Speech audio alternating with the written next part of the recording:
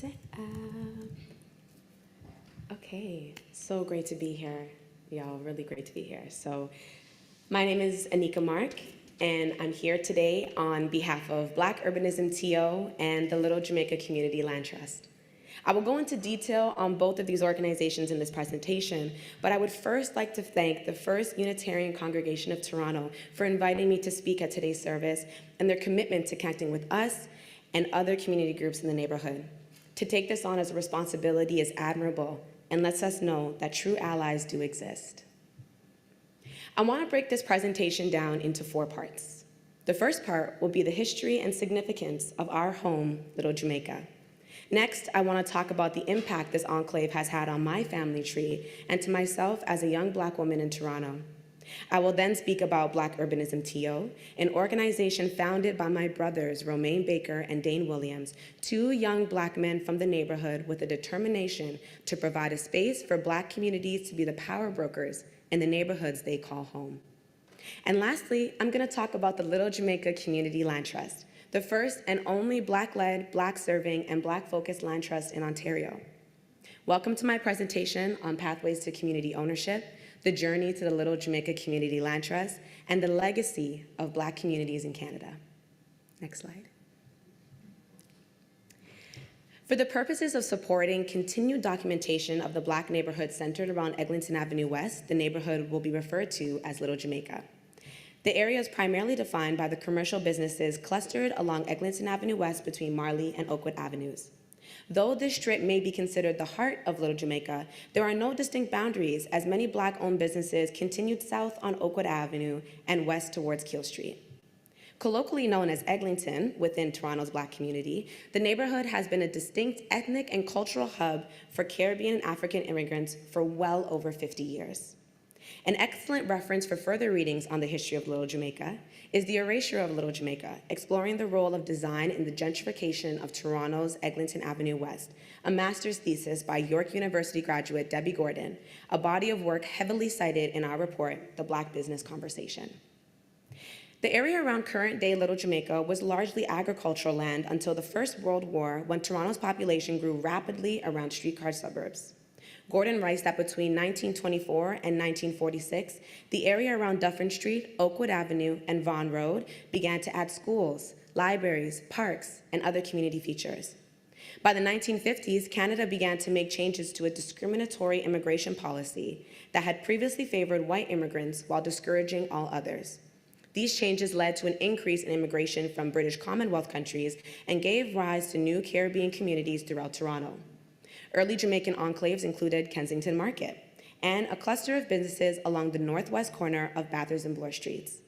This was followed by areas along Eglinton Avenue West, Little Jamaica, and later Rexdale, Jane and Finch, and many pockets of Scarborough. By the 1970s, Little Jamaica had become not only the main Jamaican expat community in Toronto, but one of the largest around the world, rivaling cities like New York and London. Like many immigrant communities, Little Jamaica was filled with the scenes and spirit of the island homeland. Caribbean barbershops, hair salons, grocers, and restaurants made the area a destination at a time when mainstream retailers and grocery stores in Toronto didn't sell Black haircut products or have an ethnic food aisle that catered to Caribbean cuisine. Beyond facilitating the everyday consumer needs of Caribbean immigrants, Little Jamaica became a musical hotspot in the 70s and 80s, at a time when reggae and later dancehall were in their prime. Many of the world's most renowned reggae stars performed and recorded in the neighborhood, while others passed through when they had shows in Toronto. They included Bob Marley, Peter Tosh, Bunny Wailer, Jay Douglas, Gregory Isaac, Carol Brown, among many others. In many ways, the spirit of Eglinton was a reflection of the colorful streets life in Jamaican cities like Kingston, where patrons and residents would purchase their daily needs, while others would leisurely gather around over the smells of jerk chicken on open grills and the soothing sounds of the latest reggae hit or dancehall rhythm blasting from outdoor speakers. This spirit continued from the 1970s through to the early 2000s, evidenced by the Junior Carnival Parade, also known as Kitty Caravana, and the street celebrations during Jamaica's entry into the 1998 FIFA World Cup. However, recent decades have seen the community face the challenges of demographic change and gentrification. which has been exacerbated by the construction of the Eglinton LRT. When describing life coming to Canada from Jamaica, an elder in our community shared a story of the visceral hate she experienced as a young girl. While walking alongside Oakwood, a car window opened and spit flew in her and her mother's direction, with the N-word followed closely behind. For her and other Black community members, Little Jamaica was a reprieve from the harsh realities of life in the Western world, and it was created in response to the violent white supremacist environment that made sure to remind us that we did not belong. Little Jamaica continues to serve that purpose of belonging for Black communities, and that's why I and the rest of my team are dedicated to ensuring its survival for generations of Black people to come. The work we do in Little Jamaica is about legacy, honoring the struggles and triumphs of creating such an influential cultural enclave. And as someone with family who built their life in this community from the Caribbean, this work is deeply personal to me. Next slide.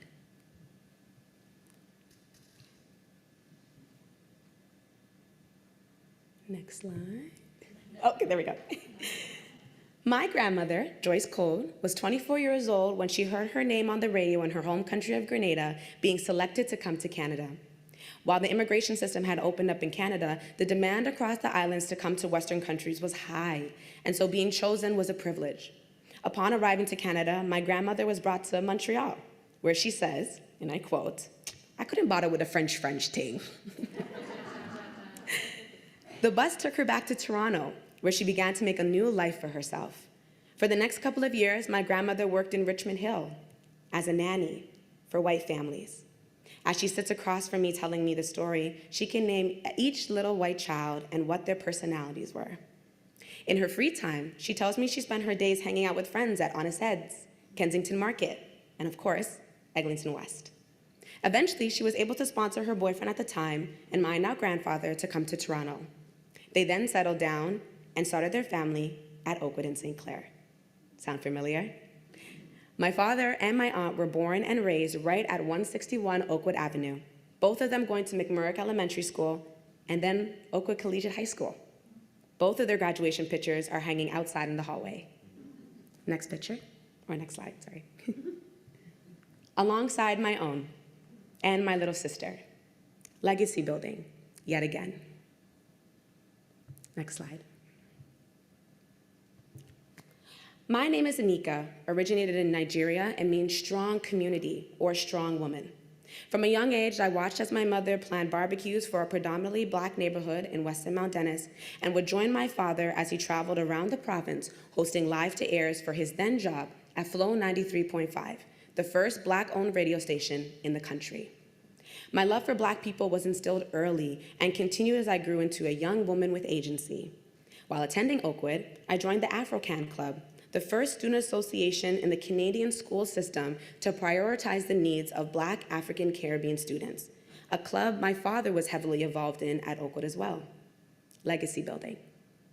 As a leader of AfroCan, I hosted and curated every Black History Month assembly, rallying the Black students in school to showcase their hidden talents and honor Black Canadians who were trendsetters, go-getters, and history makers. Next slide. Transitioning to the University of Toronto was a pivotal time in my life, a time that set me on the course I'm on today. I will never forget stepping into Convocation Hall for my first class of my post-secondary education, Sociology 101. For those who have never been to Convocation Hall, it is the largest and most prestigious building on campus, holding over 2,000 people at a time. Walking down the long hallway towards my seat, I could feel everyone's eyes on me. Looking around, I was one of 3 Black people in a packed room of 1,500 students. This had never happened to me before. I had always been surrounded by Black folks, whether that was my school peers, teachers, my neighbors, owners of my favorite stores, people I met through community programs, et cetera, et cetera. I had never experienced the feeling of complete isolation, of not having someone nod in your direction or dap you up as a comrade, of feeling like I didn't belong. I had always been one of the smartest, one of the most social people in the room. Being at U of T, I felt like an outsider and a nobody. It was a culture shock that I didn't recover from in my first year. Halfway into my second year, things took a radical turn. I was studying in the back of the library by myself, my normal routine, When I felt someone tap me on my shoulder, I turned to see my now mentor and close friend, Sasha Henry. "Why are you over here by yourself? Come join us in the study room." I looked past her to see there were several Black students laughing and talking in a small room. Everyone welcomed me with open arms, and that was the day I met the Black Student Association. Next slide. My life completely changed, and long story short, I had found my place of belonging. I became political director the following year, and then president the next 2 years. We hosted Angela Davis on campus, booked an entire theater at Yorkdale Mall for high school students to watch the highly anticipated Black Panther movie, organized the first Black musical on campus, Dreamgirls, held the first Black study hall at U of T, protested anti-Blackness in program departments, traveled to Harvard with the first ever Black Canadian policy panel, and so much more. I had recreated my home on campus, and it motivated me to continue that same work in my community. And that's when I met Romaine Baker, co-founder of Black Urbanism TO. Next slide. Romaine Baker came to Canada from Jamaica as a young child. Like most immigrant children, he felt out of place. He had been in Toronto for over a year when his father drove him past Little Jamaica, and for the first time, he felt like he belonged somewhere. Later in life, he met his wife, also a Jamaican immigrant, and started their family on Eglinton. Legacy. The organization's other co-founder, Dane Williams, grew up spending his summers with his grandmother at Oakwood and Vaughan. Legacy. Since the age of 13, Dane would get his hair cut from Martin, the owner of Pure Vibes Barbershop at the time. Dane leaned on Martin as a father figure, and Martin still cuts Dane's hair to this day, their relationship growing stronger over the years. If you can believe it, Romaine and Dane actually met in St. Catharines while attending Brock University. On campus, they were also involved in Black student organizing and became brothers. As they traveled back to Toronto, they were excited to lime together in Little Jamaica. This was in 2017. And in 2017, Eglinton's Little Jamaica was being torn to shreds by the Eglinton LRT construction. Romaine and Dane were disheartened and decided that they would make a documentary about the history of the neighborhood. However, while visiting Black businesses and talking with residents, it became clear that Black culture in Little Jamaica hadn't left, it was just under attack.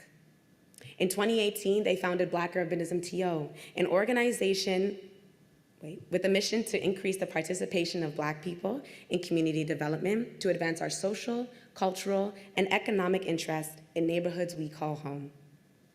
We began to do consultations, talk with people one-on-one, and canvass businesses. This organization was about hearing what people needed and bringing it to the forefront, to honor the resilience of Black people in the neighborhood, and to take up the mantle of preserving this historic Black enclave, to continue building on Black legacies. Next slide. In 2020, Budo released their our foundational report, A Black Business Conversation, on planning for the future of Black businesses and residents on Eglinton Avenue West. This report not only highlighted the rich history of Little Jamaica, but also outlined the ongoing challenges facing the community. Moreover, it offered essential recommendations aimed at shifting the trajectory in support of Black businesses and residents who maintained a vested interest in the neighborhood. The organization was interviewed by several news outlets and was asked to speak at a variety of conferences and community events. The Black Business Conversation became the catalyst for municipal interest in retaining the heritage of the Little Jamaica community. In 2021, City Councilor for the ward, Josh Matlow, put forward a motion called Supporting Black-Owned and Operated Businesses and Preserving the Cultural Heritage of Eglinton Avenue West, Little Jamaica. The motion was passed unanimously at Toronto City Council on April 8, 2021, and it directed city staff to begin surveying Little Jamaica as a cultural heritage site. It also spoke to the creation of a cultural district plan, a city policy that had never been enacted for an ethnic enclave in Toronto, and would ensure the legacy of Little Jamaica continued not only through namesake, but tangible actions such as economic development, public art, and more. With the majority of recommendations achieved in the Black Business Conversation and from our continued community engagement in Little Jamaica, Budo heard time and time again that Little Jamaica community members wanted to not only be at the table, but to build their own table to which they could become power brokers in the future of their community. On October 28, 2021, Budo launched their projects, Pathways to Community Ownership, that included 4 guest speakers and over 300 community members in attendance. During this webinar, Budo spoke to the benefits of community ownership and the viability of a Little Jamaica Community Land Trust that would allow the community to invest in the neighborhood. The event was a huge success, with a lot of positive feedback being shared with executive members and enthusiasm for more to come. Next slide. As of November 2022, Black Urbanism TO incorporated the Little Jamaica Community Land Trust. Community land trusts are community-based, nonprofit, non-governmental organizations aimed at securing long-term affordability and community control over a space by removing land from the speculative market and gentrification pressures. CLTs can help protect against the continuous and historic displacement of Black communities in Canada and around the world. For communities like Little Jamaica, community ownership of land provides an opportunity to stay in place and the security needed to thrive. The Little Jamaica Community Land Trust will ensure ongoing representation of African and Caribbean communities within the area. And as the first Black-led, Black-focused, and Black-serving land trust in Ontario, the Little Jamaica Community Land Trust will serve as the perfect vehicle to which Black people can continue to build our legacy, and is designed to anchor Black businesses, residents, and culture in the neighborhood we built on our back for decades. Next slide. The Adinkra symbol on top of the colored building in our logo, Hai Wo Ni Hai, means burn, you won't burn. It symbolizes endurance, resilience, and imperishability. Not only does this speak to the spirit of Little Jamaica, but to the incredible people in this neighborhood who will never let it disappear. Next slide.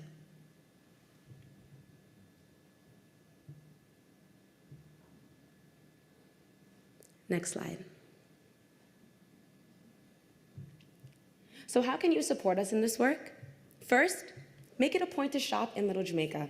Of course, you can always get a patty from Kingston 12 or rice and peas from Cheryl's or Wraps, but do your groceries as well. Little Jamaica has over 6 grocery stores that need this community support to keep providing culturally relevant foodstuff that we need. There are many barbers, many hairstylists that would love for you to book an appointment. There are cultural institutions like Nia Center for the Arts and Studio M that would love for you to support their cultural events. The list goes on and on. Black people have built an ecosystem from nothing but each other. By spending your money in Little Jamaica, you are helping them to thrive in this ecosystem and giving us precious time to preserve our home and our legacy. Another way you can support the work is by connecting us with people who can provide tangible resources to our land trust. If you know owners in the neighborhood looking to sell their properties, point them in our direction. We would love to let them know there is an outlet to which they can support the diverse fabric of this great community through affordable housing, commercial spaces, food spaces, youth spaces, et cetera, et cetera. And last but not least, stay connected. Chat with me after the presentation today. I would love to know your names and memorize your faces. This work is going to take a village, and while the Little Jamaica Community Land Trust is Black-led, allies play a huge role in helping us achieve our goal. The Little Jamaica Community Land Trust is our city's legacy. It is a legacy of our team, and it's a legacy for me and for my 1-year-old son, who is the next phase of this legacy. My name is Anika Mark, representing Black Urbanism TO and the Little Jamaica Community Land Trust with my whole heart and my whole soul. Thank you again, First Unitarian, and I look forward to working with you all again and again and again. Thank you so much.